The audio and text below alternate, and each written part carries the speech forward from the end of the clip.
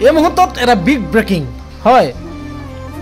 ৰাজীৱ হদিয়া গীত মই চুৰ কৰা নাই ৰাইজে মিছাকে উলিয়াইছে মই দুখ কৰিছোঁ এই মন্তব্য বিপিন চাওডাঙৰ ৰহেদৈ গীতটো সন্দৰ্ভত পোনপ্ৰথমবাৰ মুখ খুলিছে বিপিন চাওডাঙে কি ক'লে আপোনালোকে এই ভিডিঅ'টো ভাল ধৰণে চাওক হয় বিপিন চাওডাঙে গোটেই কথাখিনি এ টু জেড সবিশেষ ভাল ধৰণে কথাখিনি বুজাই ক'লে আপোনালোকে ভিডিঅ'টো মিছ নকৰিব গুৰুত্বপূৰ্ণ এটা ভিডিঅ' আপোনালোকে চাওক কিন্তু নতুনকৈ যদি কোনোবা মোৰ চেনেলটোত আহিছে এটা লাইক কৰি দিব চেনেলটোত এটা ছাবস্ক্ৰাইব নিজৰ বুলি কৰি দিব তেতিয়া এনেকুৱা ধৰণৰ ভিডিঅ'বিলাক আপোনালোকে আগতীয়াকৈ চাবলৈ পাই থাকিব চাওক এতিয়া একাংশ মানুহে সমালোচনা কৰিছিলে গীতটো বিপিন চাওডাঙে চুৰ কৰিলে কিন্তু নহয় যে হৰি নাম বৰ গীত বিহু নাম বদ গীত এইবিলাক ফাংচনত গাই থাকিলে কি হ'ব অসমীয়া মানুহেই উপলঙা কৰিব ঢোল খোল নেগেৰা টুকাৰী দতৰা এইবিলাক ফাংচনত বজাই থাকিলে নহ'ব প্ৰেছ ক্লাবত আমি একেলগে গানটো ৰিলিজ দিছিলোঁ এইটো ভুল বুজাবুজি হৈ আছে হয় আপোনালোকে চাবলৈ আৰম্ভ কৰিছে সত্য আমি সত্য যোগেদি দেশৰ বিভিন্ন সঁচা কাহিনীবোৰ আমি দেখুৱাবলৈ চেষ্টা কৰি আহিছোঁ আৰু বৰ্তমান মই আছোঁ জনপ্ৰিয় কণ্ঠশিল্পী বিপিন চাওডাঙৰ ঘৰত আৰু বিপিন চাওডাঙৰ ঘৰত মই এইকাৰণে উপস্থিত হৈছোঁহি বিপিন চাওডাঙে সদ্য যিগৰাকী আমাৰ গণশিল্পী বুলি কোৱা হৈছে ৰাজীৱ হদিয়াৰ যি অনুষ্ঠান কৰিছিলে য'ত অনুষ্ঠান কৰোঁতে তেওঁ ধৰি পৰিছিলে সেই তেওঁ বিপিন চাওডাঙে জনপ্ৰিয় কণ্ঠশিল্পী বিপিন চাওডাঙে নিজেই তেওঁক হস্পিটেলত ভৰ্তি কৰিছিলে আৰু দিনে নিশাই তেওঁ বহুত কষ্ট কৰিছিলে আৰু মই তেওঁৰ পৰা জানিবলৈ চেষ্টা কৰিম এই কথাখিনি সত্য যোগেদি আৰু তেওঁ ৰাজীৱ হদিয়াক কেনেধৰণে ভাল পাইছিল আৰু কেনেধৰণে তেওঁ বন্ধু বা ভাতৃ হিচাপে গ্ৰহণ কৰিছিল সেই কথাও জানিবলৈ চেষ্টা কৰিম আৰু প্ৰয়াত ৰাজীৱ হদিয়াৰ কাৰণে তেওঁ এটি গান ইতিমধ্যে বাণীবদ্ধ কৰিছে মই এই বিষয়ে তেখেতক মই জানিব বিচাৰোঁ প্ৰথমে আমি সত্যৰ যোগেদি আপোনাক অভিনন্দন জ্ঞাপন কৰিছোঁ আৰু দুখ প্ৰকাশ কৰিছোঁ যিহেতু গণশিল্পী ৰাজীৱ হদিয়া আপোনাৰ এজন ভাতৃদ্বয় একদম আপোন ভাতৃদ্বয় আছিল আমি জনাত এই সন্দৰ্ভত আপুনি কি ক'ব হয় প্ৰথমে আপোনালোকৰ চেনেলৰ জৰিয়তে সমূহ অসমবাসী ৰাইজলৈ মই শ্ৰদ্ধা জনাইছোঁ ভক্তিভৰা সেৱা জনাইছোঁ হয় সকলোৱে জানি আছে আমাৰ কাৰণে এটা দুখৰ বিষয় এতিয়া জনতাৰ শিল্পী ৰাজীৱ হদিয়া আমাৰ মাজত এতিয়া নাই তেওঁ আমাক কন্দুৱাই আচলতে গুচি গ'লগৈ কিন্তু আমি এতিয়া একো কৰিব নোৱাৰোঁ ৰাজীৱ হদিয়াৰ আত্মাৰ সদগতি প্ৰাৰ্থনা কৰিছোঁ তেওঁৰ শোকসমাপ্ত পৰিয়ালবৰ্গলৈ সমবেদনা জ্ঞাপন কৰিছোঁ আৰু কথাটো হ'ল ৰাজীৱ হদিয়াক মই বহুত ভাল পাইছিলোঁ মোৰ যদিও তেওঁ সংস্কৃতিকৰ্মী হিচাপে মোৰ এজন সতীৰ্থ আছিলে কিন্তু তেওঁ মোৰ বেলেগ ক্ষেত্ৰত কিন্তু ভাইৰ দৰে আছিলে আচলতে মোৰ সুখে দুখে প্ৰত্যেকটো কথাতে তেওঁ আছিলে আচলতে মোৰ কিবা এটা যদি ইয়াত অনুষ্ঠান এটা পাতোঁ তেওঁ আহে বা তেওঁ পাতিলে মই যাওঁ তিনিচুকীয়ালৈ তেনেকুৱাকৈ আমি চলি আছিলোঁ ক'ৰবাত পিকনিক খাব লাগে পিকনিক খাবলৈ গৈছিলোঁ নিজৰ ভাইৰ দৰে আছিলে আচলতে সিদিনা জনতাৰ মাজত গীত গাই থাকোঁতেই সি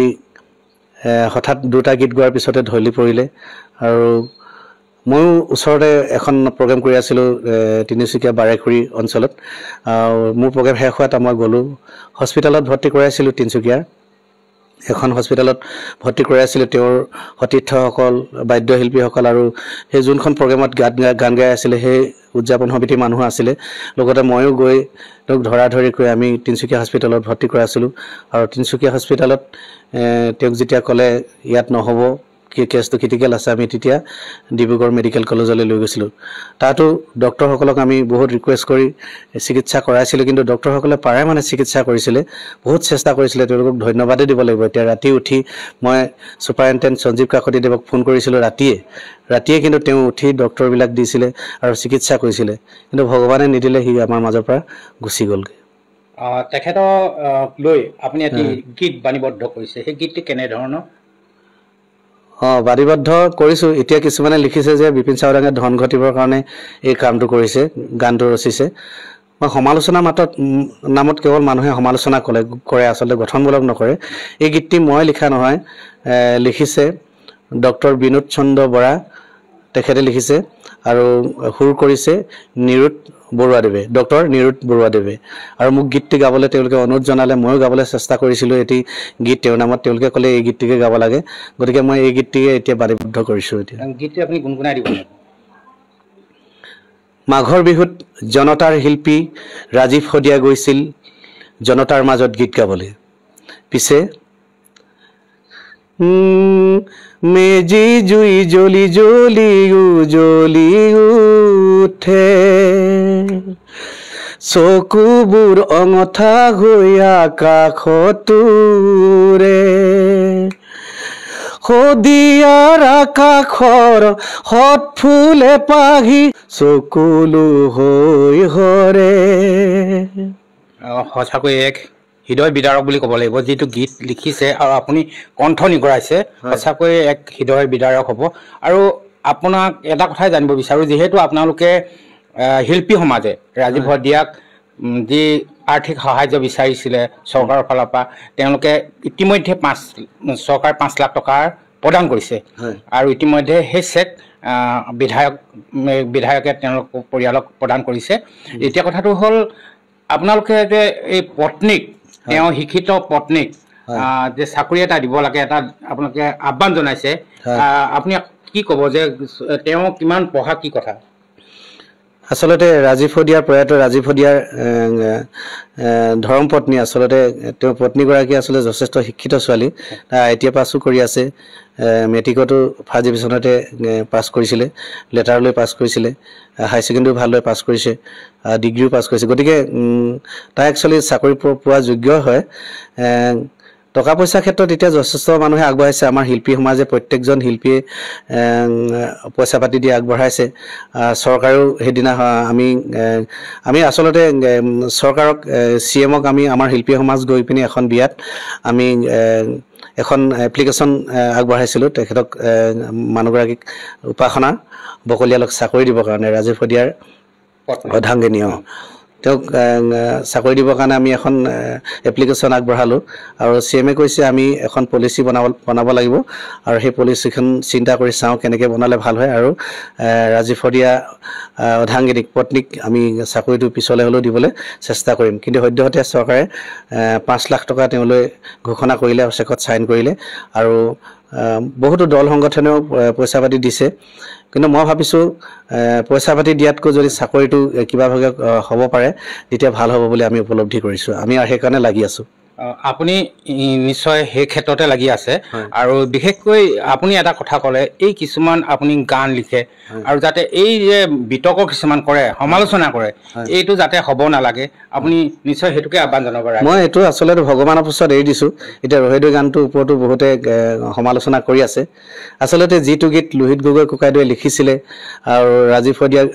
শদিয়া এটা সময়ত গাইছিলে, সেই গীতটোকে আকৌ পাছত আমি লোহিত গগৈ ককাইদেউ আৰু ৰাজীৱ শদিয়া অনুমতি লৈ তেওঁলোকে অনুৰোধ কৰাত মই গীতটো কৰিছিলোঁ আৰু সেই গীতটো যেতিয়া মই ৰিলিজ দিছিলোঁ, গুৱাহাটী প্ৰেছ ক্লাবত ৰিলিজ দিছিলোঁ আৰু লোহিত গগৈ ককাইদেৱে ফিটা কাটিছিলে, উন্মোচন কৰিছিলে আৰু ৰাজীৱ শদিয়াৰ লগত আছিলে। মোৰ একেখন গাড়ীতে আমি গৈছিলোঁ আৰু গানটো ৰিলিজ দিছিলোঁ আৰু অসমৰ ৰাইজে গীতটো আদৰি লৈছিলে। মই কিছু লোহিত গগৈ ককাইদেৱে লিখাতকৈ মই গানটো অলপ বদলি কৰিছিলোঁ যে হৰি নাম বৰ গীত, বিহু নাম বদ গীত, এইবিলাক ফাংচনত গাই থাকিলে কি হ'ব, অসমীয়া মানুহেই উপলঙা কৰিব, ঢোল খোল নেগেৰা টোকাৰী দতৰা এইবিলাক ফাংচনত বজাই থাকিলে নহ'ব। এইবিলাক কথা মই আচলতে গীতটোত সন্নিৱিষ্ট কৰিছিলোঁ। বাকী যিমান ৰেপ আছিলে সেইখিনি মই সন্নিৱিষ্ট কৰিছিলোঁ, মই গীতটো তেনেকৈ কৰিছিলোঁ। কিন্তু এতিয়া একাংশ মানুহে সমালোচনা কৰি আছিলে গীতটো বিপিন চাওডাঙে চুৰ কৰিলে, কিন্তু নহয়। লোহিত গগৈ ককাইদেউৰ ৰাজীৱ শদিয়া প্ৰেছ ক্লাবত, গুৱাহাটী প্ৰেছ ক্লাবত আমি একেলগে গানটো ৰিলিজ দিছিলোঁ। এইটো ভুল বুজাবুজি হৈ আছে। যিসকলে মই কৈছোঁ সমালোচনা কৰিছে, কেৱল সমালোচনা মাজত নাথাকিব, প্ৰকৃত সত্যটো এই সত্যৰ বাতৰিৰ দ্বাৰা আপোনালোকে বিশ্লেষণ কৰিব। হয়, আপুনি ধন্যবাদ জ্ঞাপন কৰিছোঁ। জনপ্ৰিয় কণ্ঠশিল্পী বিপিন চাওডাঙে এটা গুৰুত্বপূৰ্ণ কথা কৈছে।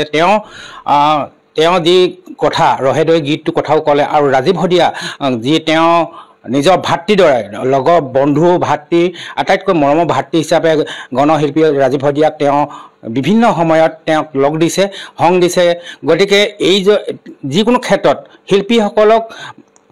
অন্ততঃ ৰাইজে সমালোচনা নকৰি সৎ সমালোচনা কৰক আৰু কিছুমান যিসকলে বেলেগ ধৰণে সমালোচনা কৰিছে সেই সমালোচনাৰ পৰা যাতে